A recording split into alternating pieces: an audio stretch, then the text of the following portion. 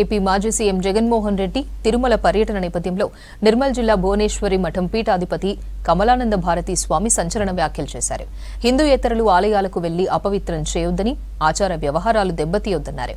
హిందూ ఆలయాల సంరక్షణకు తెలుగు రాష్ట్రాల్లో ప్రత్యేక చట్టాలు తీసుకురావాలన్నారు.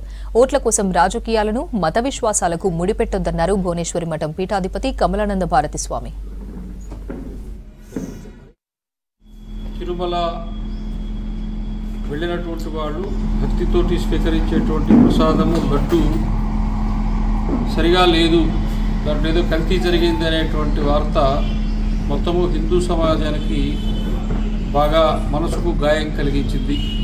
జగన్మోహన్ రెడ్డి గారు కావచ్చు, మిగతా వాళ్ళు కావచ్చు, మీరు దేవాలయాలకు రాకపోయినా మీ పార్టీ, మీ సిద్ధాంతము, మీ ప్రతిభ, మీ నాయకత్వ లక్షణాలు నచ్చినట్టయితే ఎవరైనా ఓట్లేస్తారు. దానికి దీనికి ముడిపెట్టద్దు. అకారణంగా అనవసరంగా లేని చెడ్డ పేరు మీరు తెచ్చుకోవద్దు.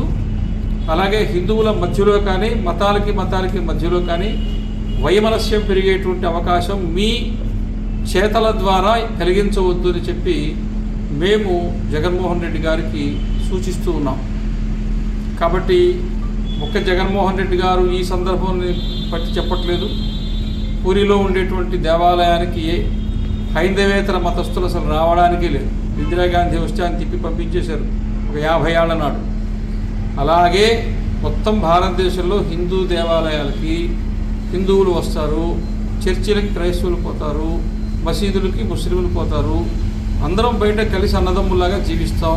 ఇటువంటి ఒక సుహృద్భావ వాతావరణం నిర్మాణం చేసుకోవాలి తప్ప మనకు కాని దాంట్లో మనం కాలో వేలో పెట్టి అనవసరంగా సమాజంలో ఒక అపనమ్మకం కానీ, లేదా శత్రుత్వ భావన, వైమనస్యము, వర్గము ఇట్లాంటిది రాకుండా చూసుకోవాల్సిన బాధ్యత రాజకీయ నాయకులకు ఉన్నదని చెప్పేసి మేము అభిప్రాయపడుతూ ఉన్నాం.